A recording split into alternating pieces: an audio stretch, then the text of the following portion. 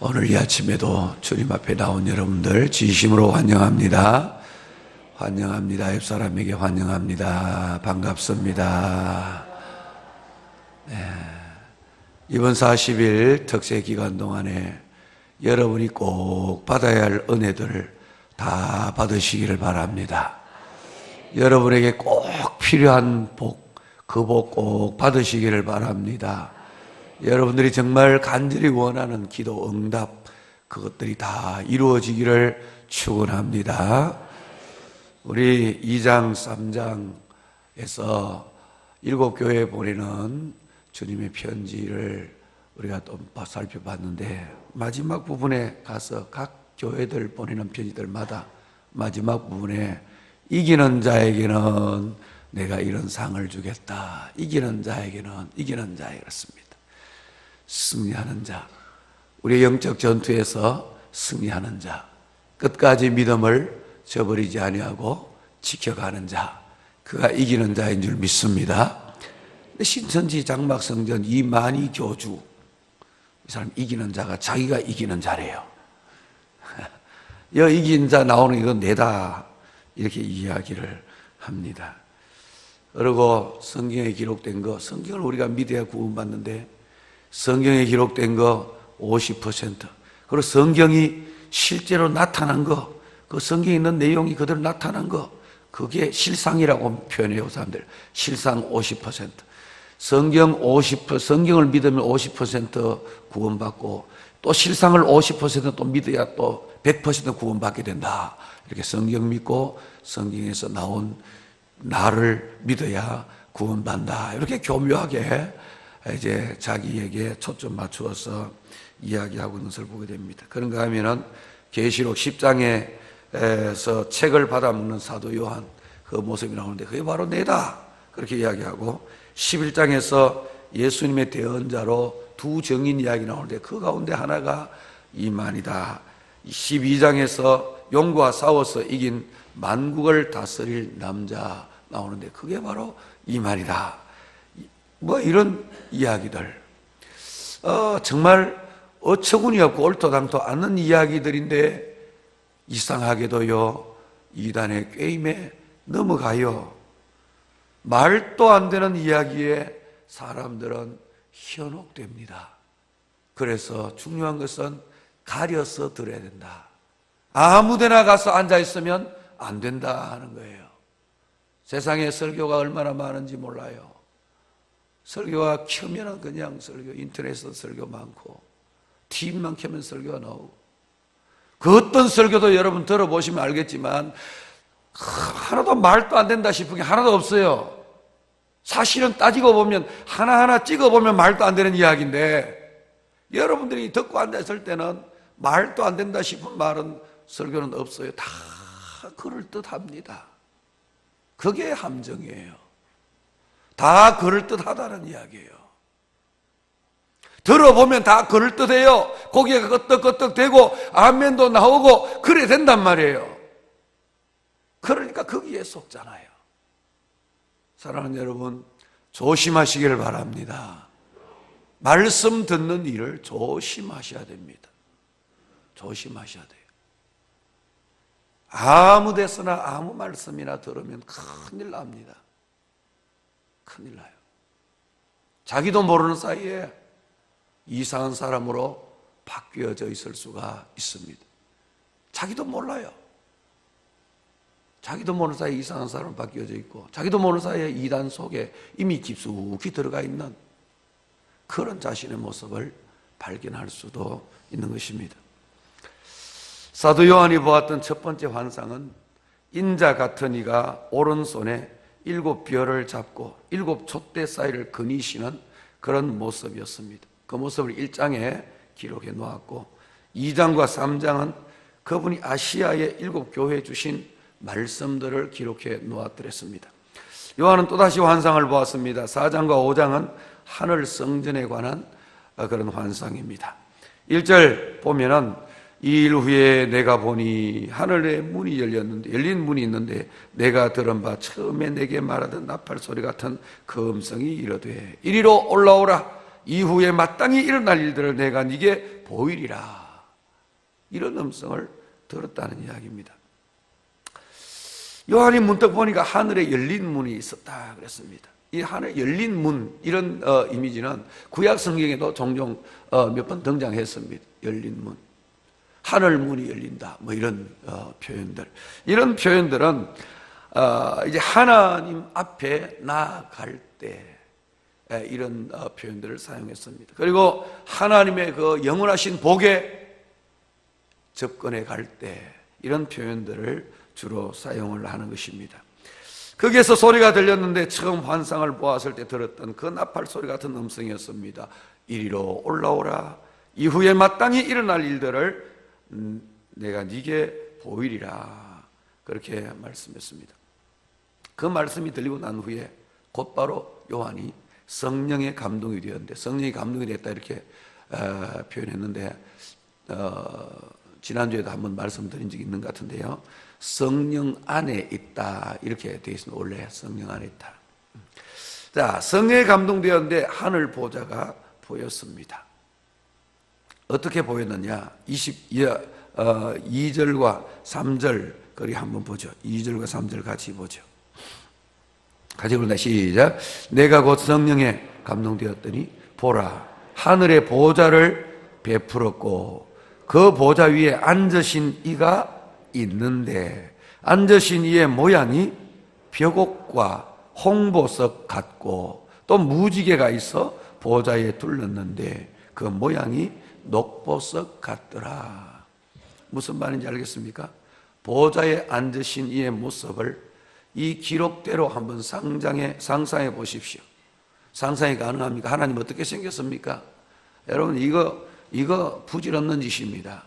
하나님 이렇게 생겼다. 하나님 녹보석 같이 생겼다. 하나님 뭐 벽옥 같이 생겼다. 홍보석 같이 생겼다. 이렇게 말할 수 있는 것이 아닙니다. 요한이 지금 기록하고 있는 이 계시록의 말씀은 환상 중에 바라봤던 이야기고 묵시문헌입니다.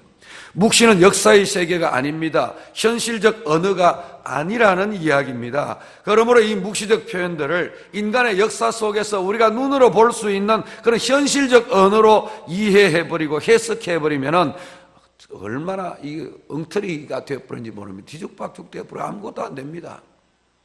우리는 묵시적 표현들을 역사적인 언어로 읽을 것이 아니라 그 의미를 읽어야 됩니다. 그 의미를 파악해야 돼요.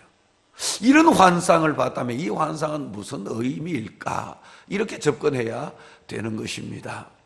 보좌에 앉으신 이는 성부 하나님이십니다. 보좌에 앉으신 성부 하나님. 왜냐하면 5절에 보니까 성령이 나타나고 5장에 가서 보면 어린 양 예수 그리스도에 대한 이야기가 따로 나오기 때문에 여기 보좌에 앉으신 이는 성부, 성자, 성령 가운데 성부 하나님으로 볼 수가 있습니다. 보좌에 앉으신 이의 모습이 3절에 기록되어 있는데 벽옥 같고 홍보석 같고 또 무슨 녹보석 같다 그랬는데 벽옥은 무엇을 의미하고 홍보석은 또 무엇을 의미하고 녹보석은 또 무엇을 의미한다 이러고 뭐 장황하게 사설을 이야기하는데 전부 근거 없는 이야기들입니다. 근거 없어요. 추측성 해석이에요. 자기 마음대로 갖다 붙인 거예요. 근거가 없는 거예요. 다만 우리가 확실하게 알 수 있는 것은, 이 환상에서 분명히 알 수 있는 것은 하나님께서 영광스러운 모습으로 보좌에 앉아 계신다 하는 것입니다. 그것을 지금 나타내 보이고자 하는 거예요.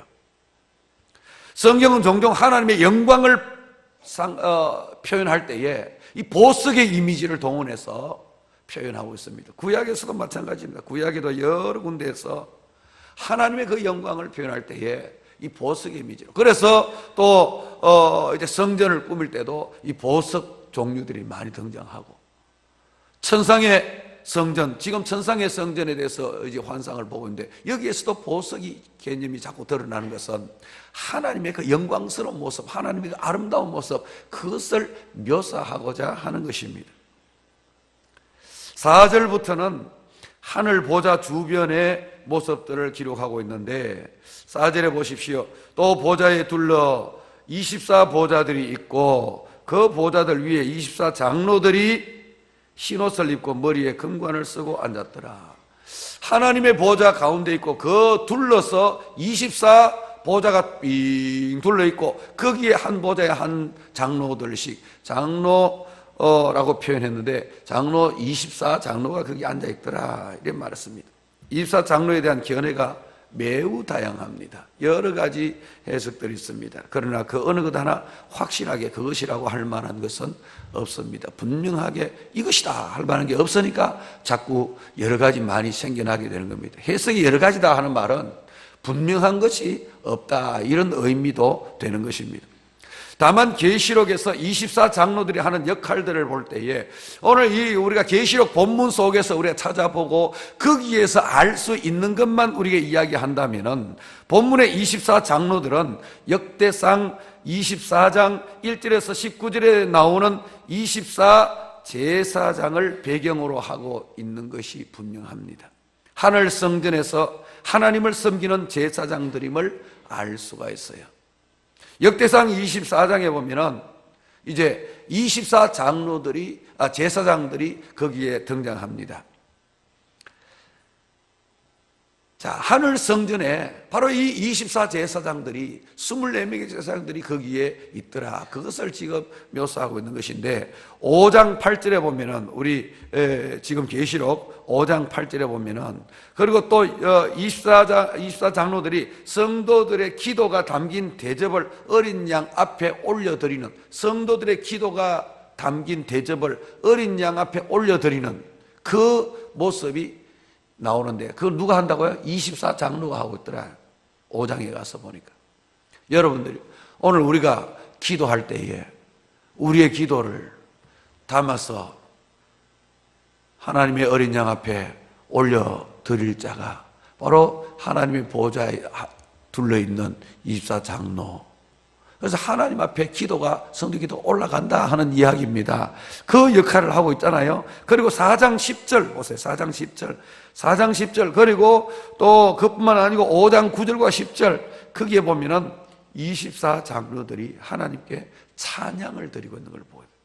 성도들의 기도를 올려드리고 그리고 또 찬양을 하고 그리고 또 5장 14절 그리고 14장 16절 17절 19장 1절에서 5절 이런 말씀들을 보면은 24장로들이 하나님 앞에 엎드려 경배를 드리는 모습이 나옵니다.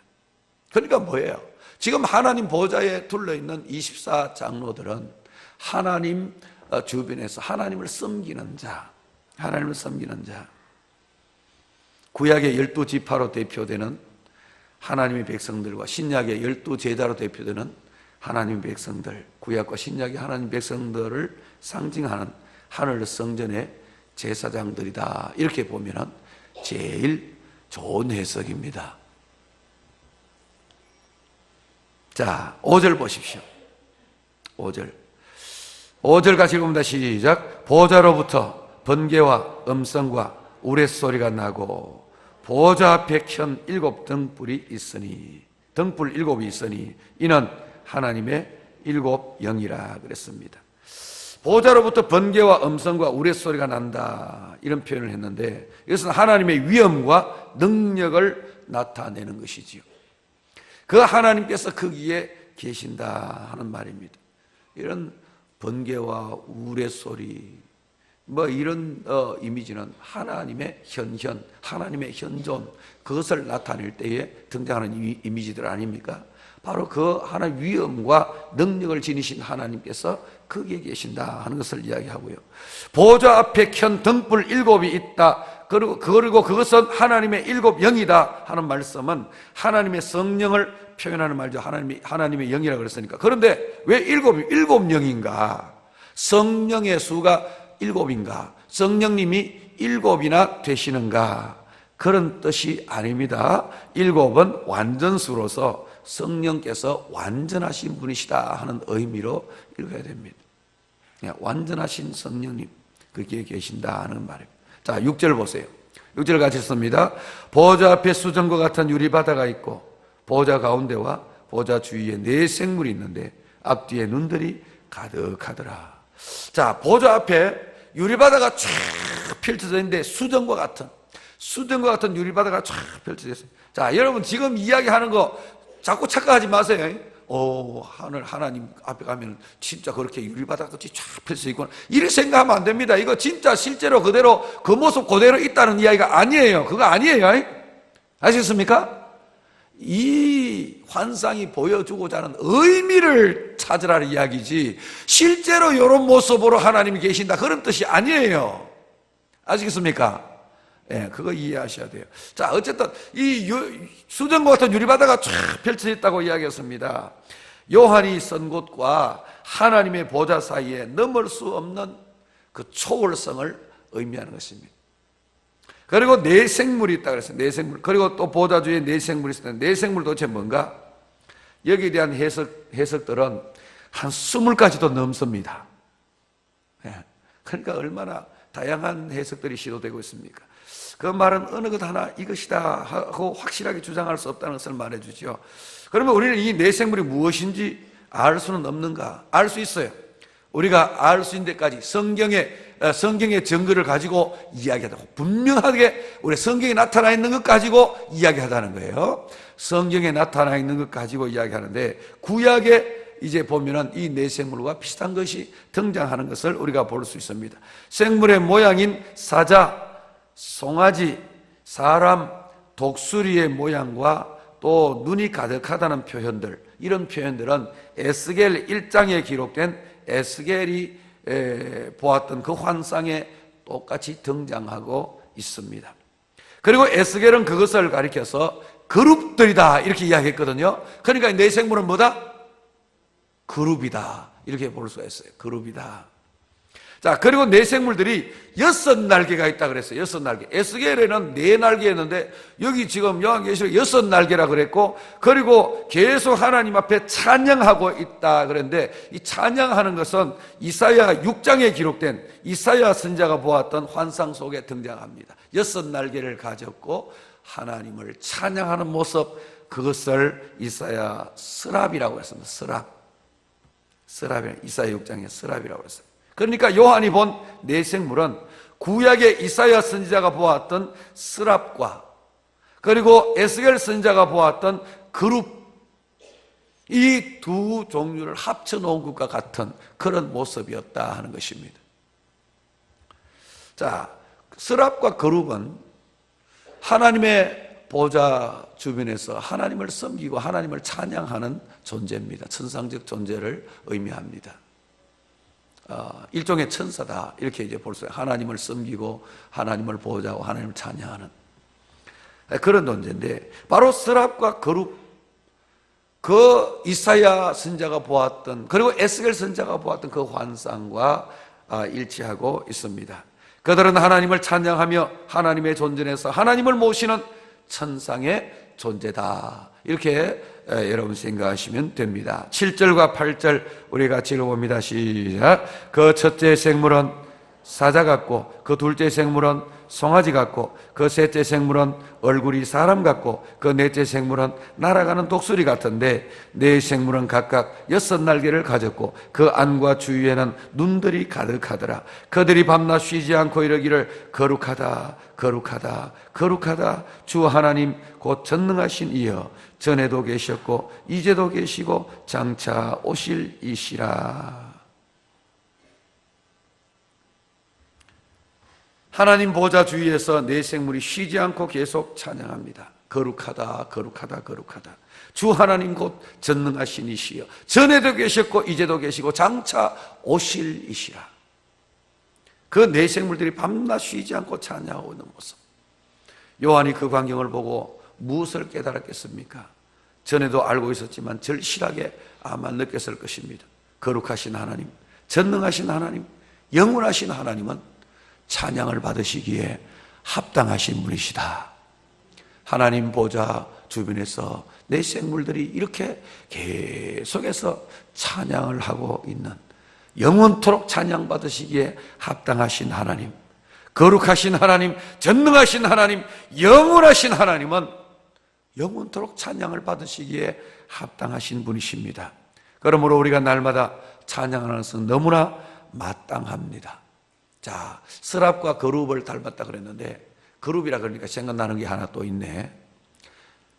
신천지 이만희가 가르치는 교리 가운데 하나, 무슨 내용 보니까 제가 언제 한번 그런 영상을 한번 봤어요. 교사가 거기 선생이 가르치고 있는데, 이 그룹을 영어 그룹으로, GROUP로, 그렇게 읽었어요. 우리말 그룹에 나왔으니까. 이게 히브리 말, 케룹이라는 단어거든요. 케룹이라는 단어를 우리말로 음력을 그룹이라고 해놓은 거지, 영어 그룹이 아닙니다, 이거. 영어의 그 어떤 그룹, 모임, 그걸 이야기하는 게 아니란 말이에요. 근데 이 사람들이 그렇게 읽어가지고, 그렇게 해가지고 막 풀고 있더라고, 성경을. 그렇게 무식한 자들이 그 사람들이에요. 그런데도 속잖아요. 그래서 함부로 들으면 안 되는 거예요. 그래도 속아요. 그 속는 데는 전부 다 그러면은, 그 정도로 이야기하는데도 속으면은, 초등학교도 못 나온 사람들이 속았겠지. 아니요. 천만에요. 지식인들도 다 속아서 거기 있어요.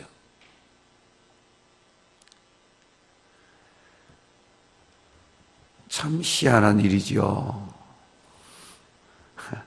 어떻게 그런데도 다 속나 싶지만, 쟁쟁한 지식인들도 속아서 거기에 빠져있는 그런 모습을 보면 참 희한합니다.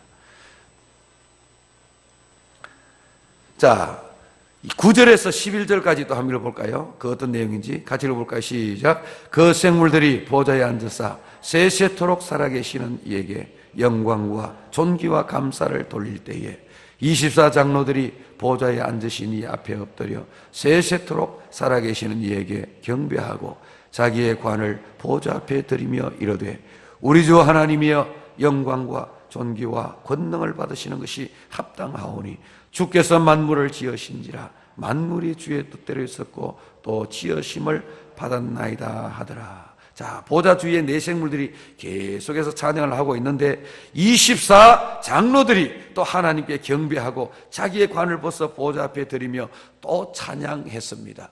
자, 네 생물들이, 그룹과 서랍들이 이제 하나님 앞에 찬양하고, 그리고 또 24장로들 또한 하나님 앞에 찬양하더라 하는 것입니다. 우리 주 하나님이여 영광과 존귀와 권능을 받으시는 것이 합당하오니 주께서 만물을 지으신지라 만물이 주의 뜻대로 쓰고 또 지으심을 받았나이다. 하나님께서 창조주이심을 찬양했습니다. 하나님의 보좌 주위에서 네 생물의 찬양과 24장로들의 찬양이 어우러지는 그런 광경을 여러분 상상해 보실 수 있겠습니까? 우리 한번 정리해 보죠. 이 4장 오늘 말씀 읽었는데 정리해 봅니다.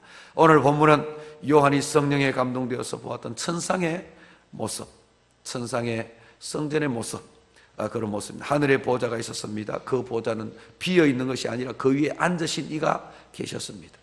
그분의 모양은 벽옥 같고 홍보석 같다고 했습니다. 보좌에 무지개가 둘렀는데 그것은 녹보석 같다고 했습니다. 그 보좌에 둘러있는 24개의 보좌가 또 있었는데 그 보좌들에는 24장로들이 흰옷을 입고 머리에 금관을 쓰고 앉아있더라. 그 보좌로부터 번개와 음성과 우레소리가 났다고 했습니다. 그 보좌 앞에 불이 켜진 등불이 7 있었습니다. 그것은 바로 하나님의 7 영이라고 요한이 또 바로 이어서 이야기해 줬습니다.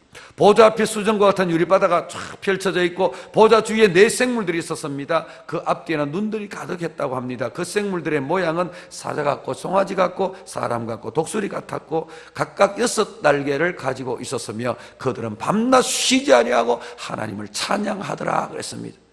그들이 하나님을 찬양할 때에 또한 24장로들도 하나님께 경배하고 그 관을 벗어서 드리며 하나님께 또 찬양을 했습니다. 우리 주 하나님이여 영광과 존귀와 권능을 받으시는 것이 합당하오니 주께서 만물을 지으신지라 만물이 주의 뜻대로 있었고 또 지으심을 받았나이다 하고 찬양했습니다.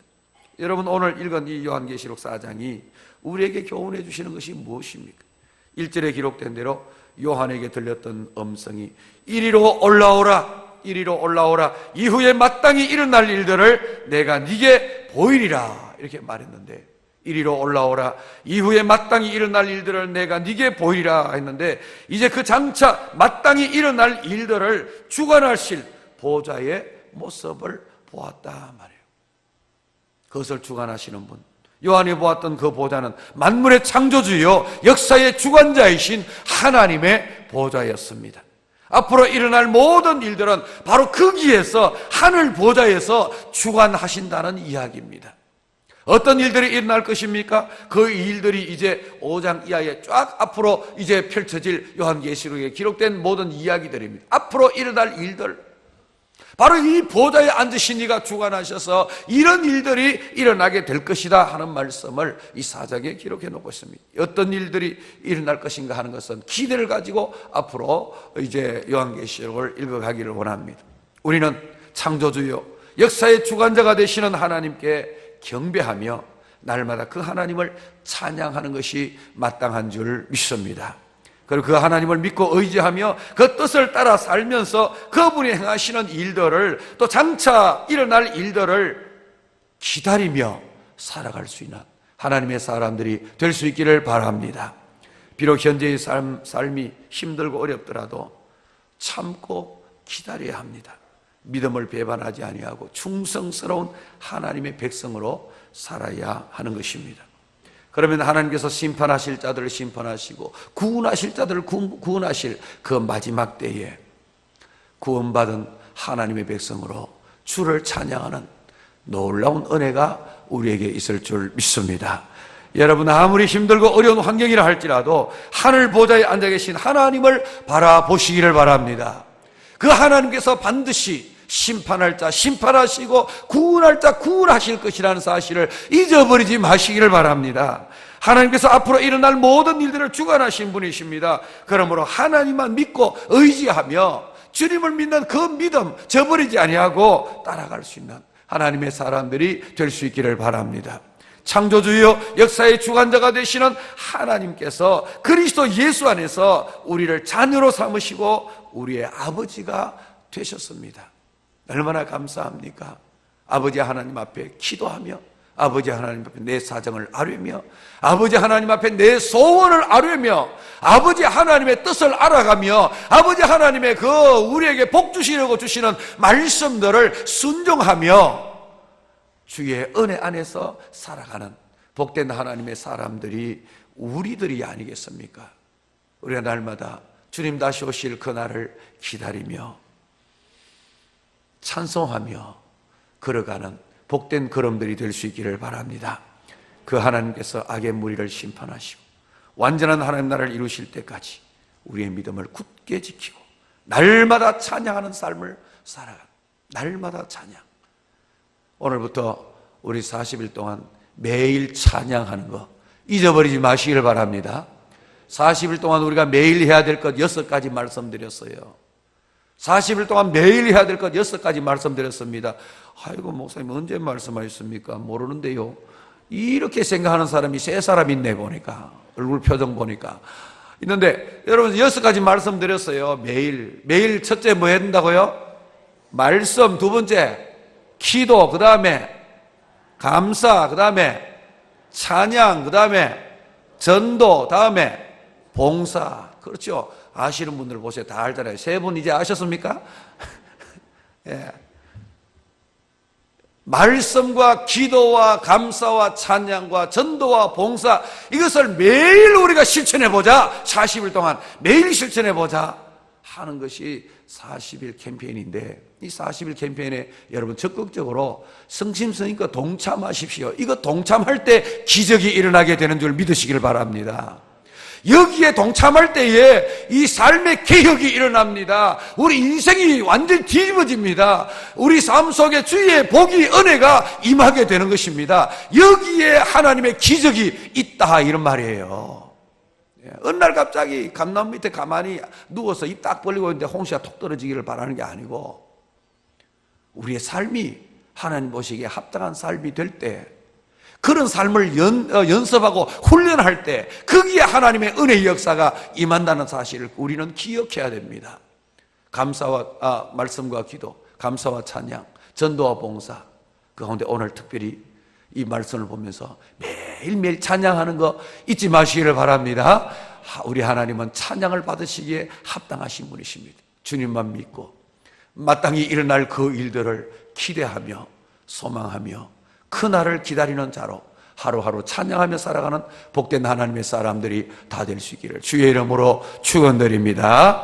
기도합니다. 우리 같이 주님의 이름을 찾고 우리의 소원을 아뢰고 우리의 사정을 아뢰고 그리고 주님의 뜻을 찾고 주님의 영광을 위하여 살아가겠노라고 또 40일 캠페인 말씀과 기도 감사와 찬양 전도와 봉사의 생활을 이어가겠노라고 다짐하고 결심하고 우리의 삶 속에 주의 은혜가 주의 복이 임하기를 기도하며 주의 기적의 역사가 나타나기를 소원하며 주께 간구하겠습니다. 주님을 찾습니다. 주여